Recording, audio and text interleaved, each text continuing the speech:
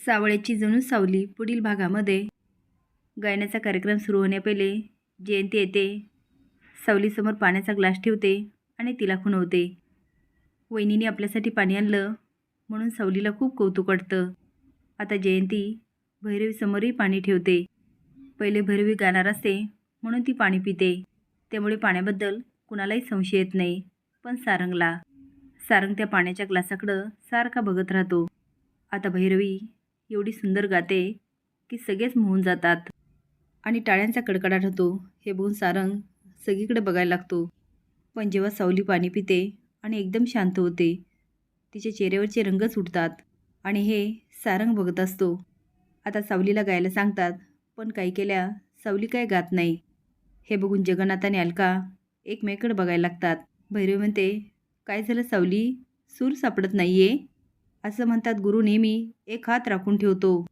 आता भैरवी बोलत असते, पण सावली मात्र शांत बसलेली असते. आता सगळे लोक एकमेकात कुजबुजायला लागतात. भैरवी म्हणते, मला वाटलंच होतं सावली, माझं गाणं ऐकून तू गाऊच शकत नाही. अगं तेवढी तुझी लायकीच नाही आहे. चल आता हारले म्हणून मान्य कर. हे भैरवीचं बोलणं बघून सारंगला खूप राग येतो. तो उठून म्हणतो, सावली तुला आज गावंच लागेल. आपल्या विश्वासासाठी गावं लागेल. आज जर तू गायलं नाही ना, तू आयुष्यभर गाऊ शकणार नाही. आज तुला विठ्ठलासाठी गावं लागेल. इतक्या वेळ शांत असणारी सावली विठ्ठलाचं नाव घेतल्याबरोबर लगेच तयार होते.